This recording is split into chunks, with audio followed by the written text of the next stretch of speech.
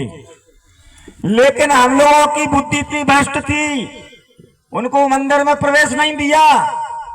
जब प्रवेश उनको वहां से हटा दिया गया, भगा दिया गया, तो उन्होंने बौद्ध धर्म स्वीकार कर लिया।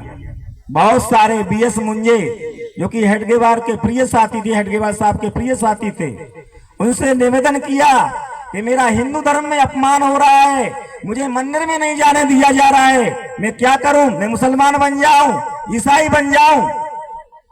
वीर सावरकर जी के पास में पत्र लिख करके भेजा, बीएस मुंजे साहब के पास पत्र लिख करके भेजा कि कब तक इस हम लोग सुधरेंगे, कब नहीं सुधरेंगे पता नहीं चलता है।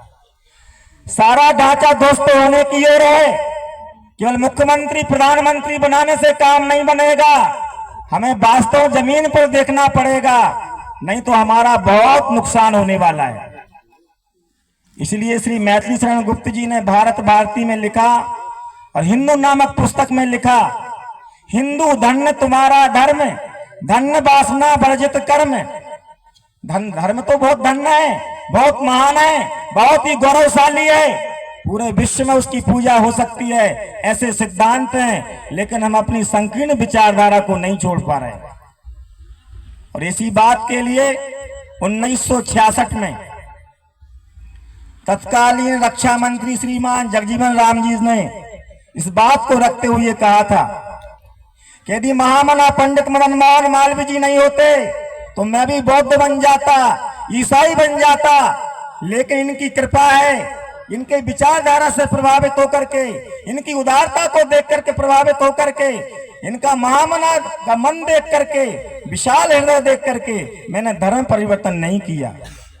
काशी हिंदू विश्वविद्यालय में जगजीवन राम अध्ययन कर रहे थे।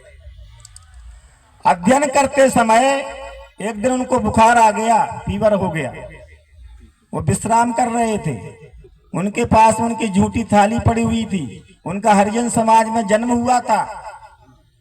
महामना पंडित मदन मोहन मालवीय जी गए और उनके सिर को दबाने लगे, पैरों को दबाया, मालिश किया, दवाई लाए और थाली को धोया और गले से लगाए।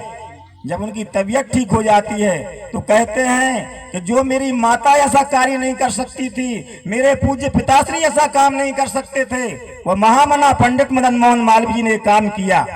कहने का तात्पर्य है कि पंडित हो तो ऐसा हो, पंडित हो तो ऐसा हो, साधु हो तो ऐसा हो, जो सबको गले लगाने की भावना रखता हो, तब तो वह कल्याणकारी है। यदि हम दुत्कारते रहेंगे, भगाते रहेंगे, तो हमारे पास में कुछ कहने को सुनने के लिए कुछ भी नहीं बचेगा। इसलिए तो एक लक्ष्मणपुरम और फिर लखनऊ के सांसद हुए हैं, जाति से तो हिंदू ही थे, लेकिन वो शायर होने के कारण से मुस्लिम नाम लिखते थे। उन्होंने लिखा कि सर सैयद अहमद खान ने दाढ़ी रखी सन की सी, मगर वो बात कहाँ पंडित मदन मोहन मालवीय की सी। महामना का महान हृदय था, इसलिए पूज्य महात्मा गांधी जी उनके लिए अपना बड़ा भाई कहते थे, उनके लिए महामना की उपाधि से विभूषित किया गया। परम पूज्य प्रातः स्मरणीय स्वयं धन्य श्री माधवराव सदाशिव गोलवलकर जी का कहना था कि जब हम आपस में नहीं फूटे थे, विश्वगुरु कहलाते थे।